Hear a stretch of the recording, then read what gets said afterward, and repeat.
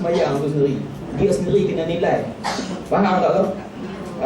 Orang yang nak semayang sendiri kena nilai diri dia. Aku mampu sejak mana? Saya hanya bagi penerangan je. Nak nilai, saya nak nilai saya tak reti.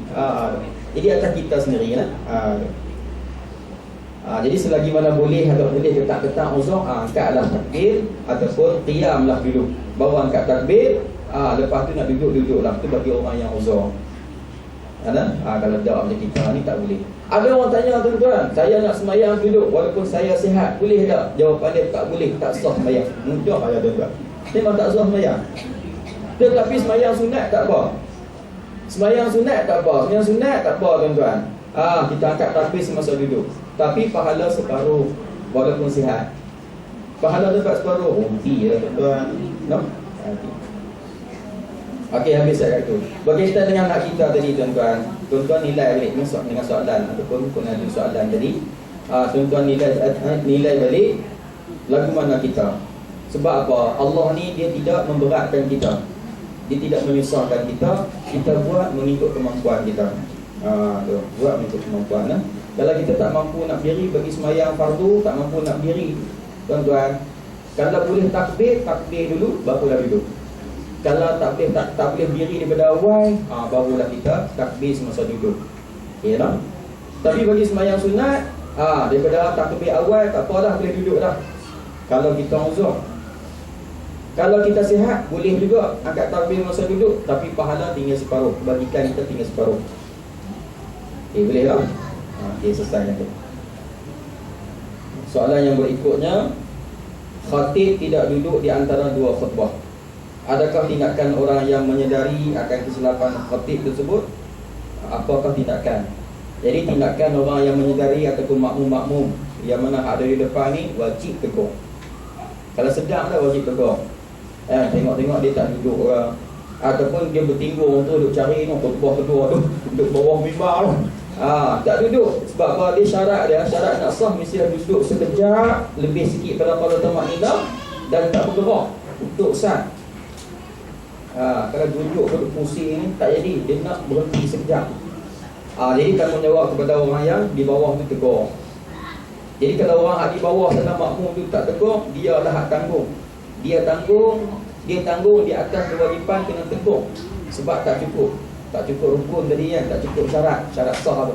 Tanggungjawab pada dia.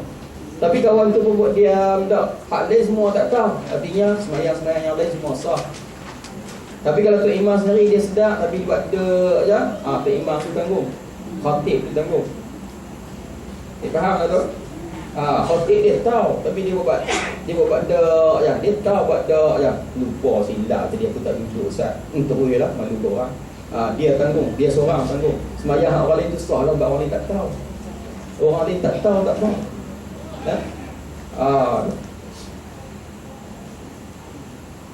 Jika khutbah tersebut diteruskan juga sehingga selesainya sembahyang Jumaat, adakah sah sembahyang Jumaat tersebut? Jadi kalau dia macam ni, kalau dah khutbah tersebut diteruskan juga dalam keadaan seorang tadi tahu tapi tak tegur, hak lain-lain sembahyang sah lah. Hak lain-lain sembahyang sah. Khatib sendiri pun dia tak tahu, sebab orang tak tegur dah. Sembahyang hak lain semua sah, tapi hak dosanya hak tak tegur. Patut dia bagi teguran sebab dia melibatkan sah khutbah, sah batal khutbah. Tapi kalau khatib tu dia tahu lah, kita teruskan lah. Kerana pun tiap-tiap minggu ada Jumaat, dia tanggung lah. Orang tegur lah tapi dia tak pakai. Okay lah. Sembahyang kalau teruskan juga, barulah sembahyang tidak sah. Okay lah, sembahyang tidak sah. Okey lah, tak apalah tuan-tuan. Waktu tu tengah sembahyang, baru sudah sembahyang. Khatib dah tahu dah dia tertinggal. Artinya kena buat balik sebab dia melibatkan sah batal. Dia kena buat balik istihar, kita akan baca khutbah balik sebab lepas ni nak sembahyang. Betul tak? Tetapi kalau lah tuan-tuan balik rumah kena nasi, tengok-tengok jam pukul 4.30 dah. Oh tadi memang tu khatib tak duduk pun, duduk diri sambung terus. Hak lain-lain jemaah tu tuan-tuan sah sembahyang, sah sembahyang. Sebab dah lepas pada waktu majlis tu sah sembahyang. Tapi hak makmum yang hak imam khatib tadi ni, depa ni tak dapat apa lah hari tu. Sebab semayang mereka batal, khutbah mereka tu batal. Hadis semua sah sebab apa tak tahu apa. Dah lepas dah waktu tu. Okey, boleh tak? Jangan istihar pula. Nanti kalau tuan-tuan istihar pula kan. Malam ni nak istihar. Jumaat tadi ni kita semua batal sebab apa? Saya tak duduk menyusah orang. Allah tak suruh menyusah dengan tanggal tu. Tak payah, tak payah. Hak dua tu saja nah. Khatib ataupun imam. Okey, selesai. Soalan pula ya.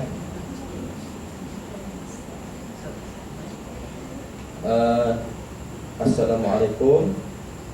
Dibenarkan semasa solat semasa solat tidak dibenarkan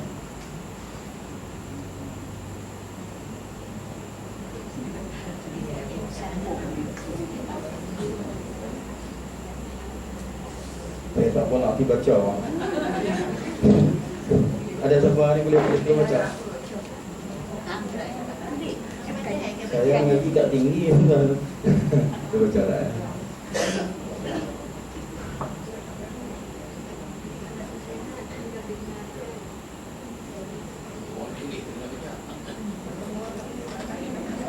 Ada orang Tak yang boleh.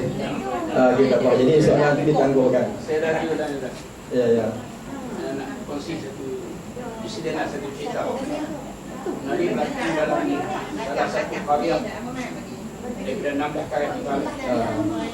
Aku dalam tahun awal tahun 1976 di mana yang jadi imam dia datang semasa khutbah kedua sedang dibaca. Tiba-tiba masa sistem dulu dia ada orang 10 kan. Khatib dengan imam masjid. Ya. Jadi bila habis dia khutbah yang kedua, imam masuk. Maka dia mengimamkan. Bayang. Mengimamkan Jumaat. Kemudian ada makmum yang sedang. Dia bangun, dia syarah dalam Jumaat. Dia kata jangan kita semayang, dia dah tasam. Maka separuh pada makmum tak semayang. Separuh pada makmum semayang. Sebab imam tu dia kata sah, dia semayang. Jadi ini jadi soalannya, jika tak sah semayang Jumaat itu, adakah tertanggung atas semua nakal? Apa hukum pula keadaan? Dia berlaku dalam salah satu ayat di Al-Quran. Ya, ya. Kawasan juga. Okey, terima kasih ya. Dia tanggungjawab besarnya kepada ahli tangkuasa masjid dan juga pegawai masjid. Depa ni kalau nak bagi jawatan memang kena mahir. Memanglah kena mahir. Saya pun susah hati sebab ada yang tak ada imam apa kan. Ada masjid-masjid yang masih jadi kosongan. Sebab imam tu terburuk mengaji belum.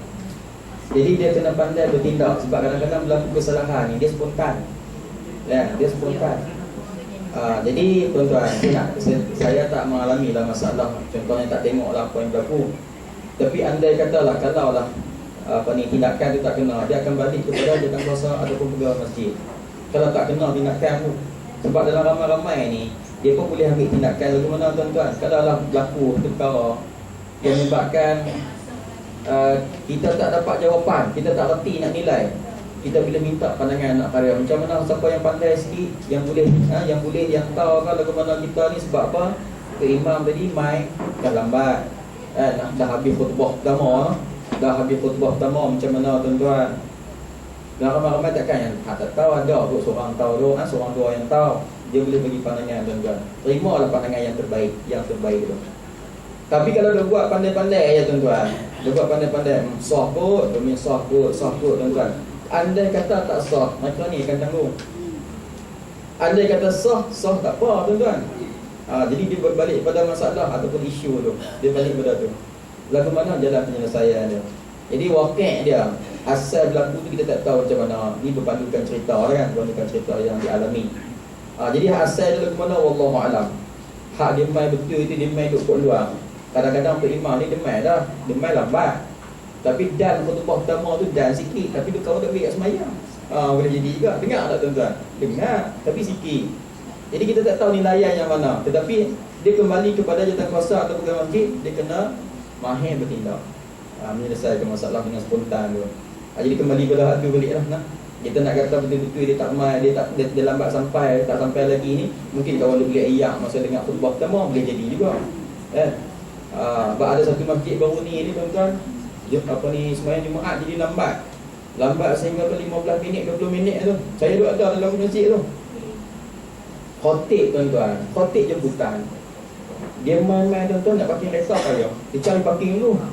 Makmum dalam masjid tu duduk gelisah dah. Apa lambat sangat ni lah. Sembahyang sunat dah lepas berapa minit lah.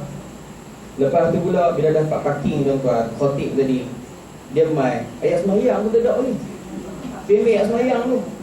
Lepas ambil ayat sembahyang tuan-tuan, bila dia nak selawat dah sebab khotib nak naik atas mimbar. Duk tunggu dulu. Tunggu khotib bagi sudah ambil ayat sembahyang. Lepas ambil ayat sembahyang pula, saya sendiri tengok tuan-tuan, lepas ambil ayat sembahyang, kawan ada janggut kan. Janggut. Ayah dah menitik ni, basah hari ni. Terus naik atas mimbar, sembahyang sunat apa benda. Tuan-tuan bayang, walaupun benda tu kadang-kadang tak salah mana lah kan. Sedikit kesilapan sebab pemain lambat dengan ambil sembahyang pun dah. Kadang-kadang cacat orang tengok tu. Orang tengok kita tu, orang tengok khotib tu. Pandangan tadi cara mana orang lain tak ada lah kan. Ataupun tak ada orang tempatan lah. Tak boleh ke main awal sikit. Yang ni berlengkar dalam kepala otak makmum. Betul tak tuan-tuan? Mereka tak apa depan ni makmum berlengkar, tak ada orang lain kan. Kalau rasa tak ada aku pun boleh. Dia main tu.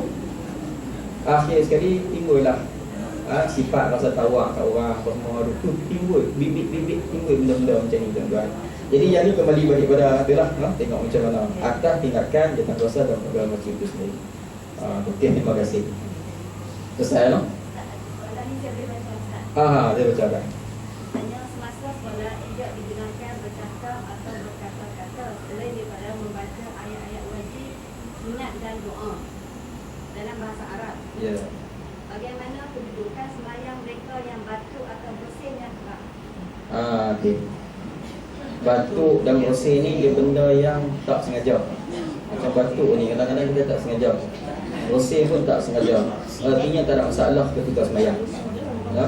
Cuma kalau itu bagi sembahyang Jumaat ke sembahyang fardu tu? Fardu. Kalau sembahyang Jumaat, tengah duk sembahyang Jumaat kita batuk tak sengaja tak apa.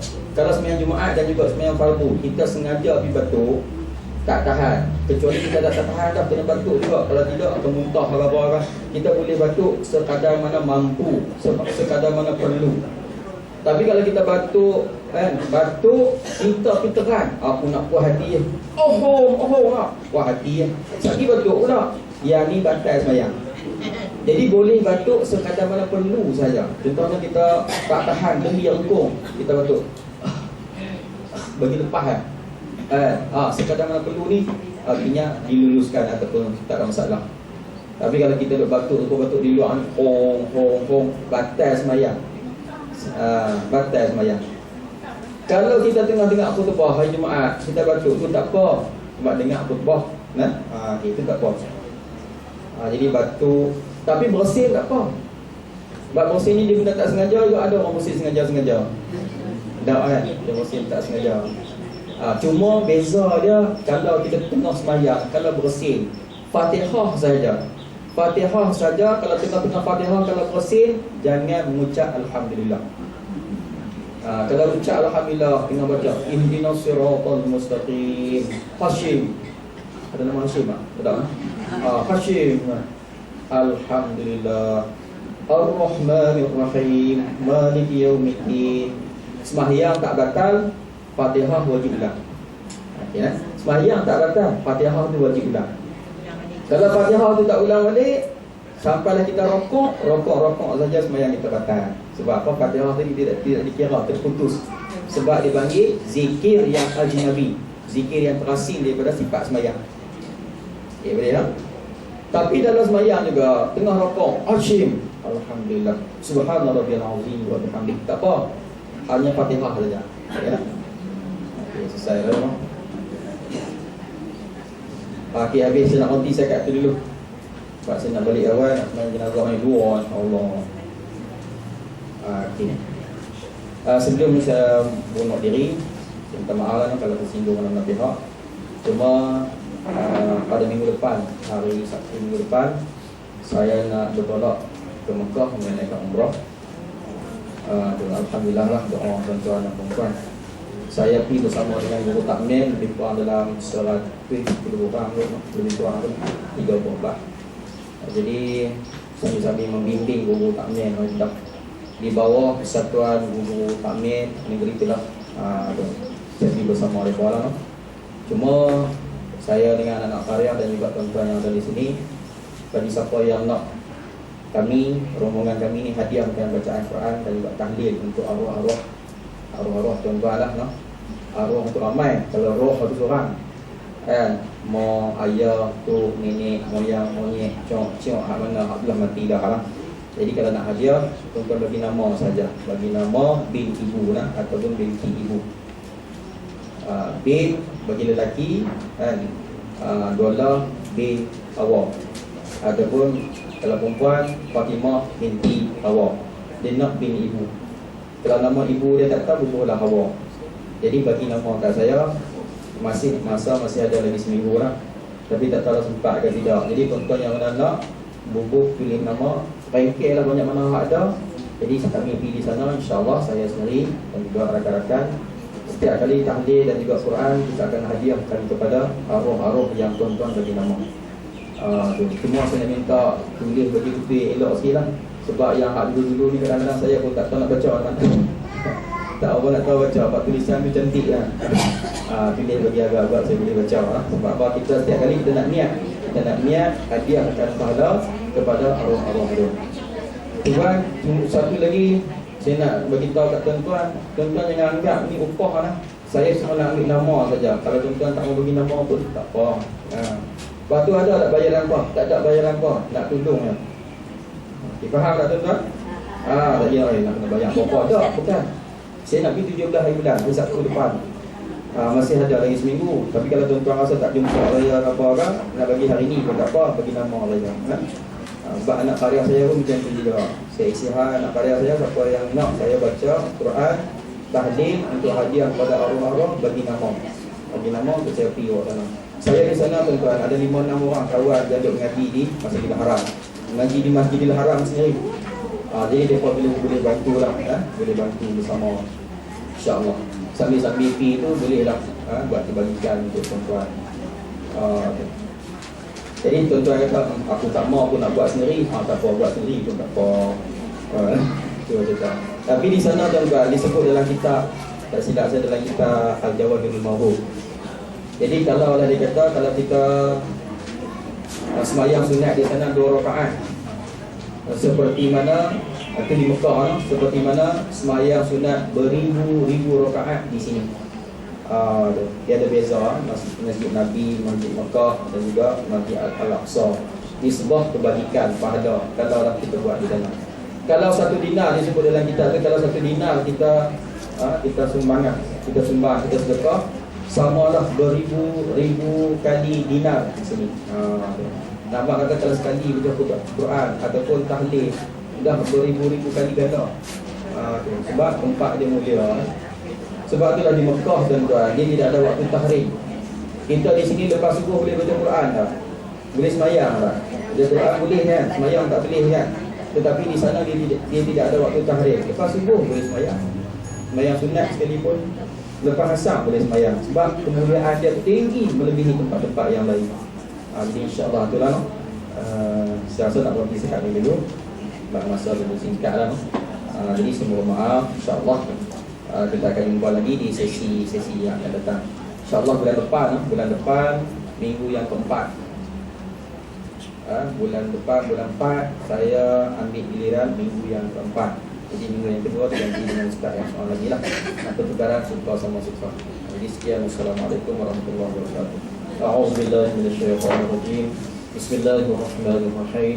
Alhamdulillahirabbil alamin. Wassalatu wassalamu ala asyrafil anbiya'i wal mursalin sayyidina wa maulana Muhammadin wa ala alihi wa sahbihi ajma'in. Allahumma akhrijna min zulumati wahmi wa akhrijna min nuril alamin wa aftah alaina abwaaba fadlika wa anshur alaina bi rahmatika ya arhamar rahimin. Allahumma arhamna bil Qur'an waj'alhu lana imaman wa nuran wa hudan wa rahmah. Allahumma zakkirna minhu ma nasina wa 'allimna minhu ma jahilna وارزقنا تلاوته آناء الليل وأطراف النهار واجعله لنا حجة يا رب العالمين.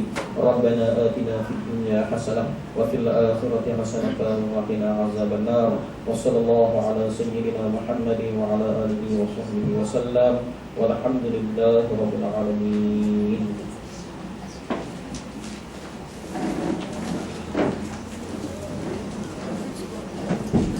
Bismillahirrahmanirrahim. Assalamualaikum warahmatullahi wabarakatuh.